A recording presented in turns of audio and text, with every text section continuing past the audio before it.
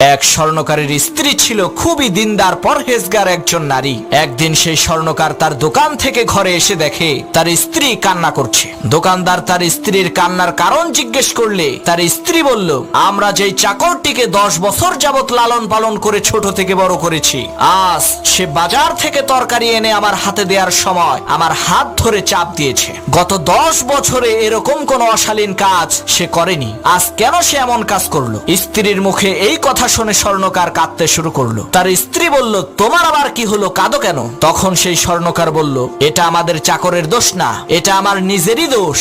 আজকে এক সুন্দরী মহিলা আমার দোকান থেকে চুড়ি কিনতে এসে হাতে পরতে পারছিল না, তখন সে আমাকে চুড়িটা পরিয়ে দিতে বলে। আমি তার হাত ধরে দেখি তার হাতটা খুবই মসৃণ আর তুলতুলে, তাই খারাপ নিয়তে আমি তার হাতটা ধরে একটা চাপ দিয়েছিলাম। আমার এই অপকর্মের কারণে আজকে আমার বিশ্বস্ত চাকর তোমার সাথে এমন আচরণ করেছে।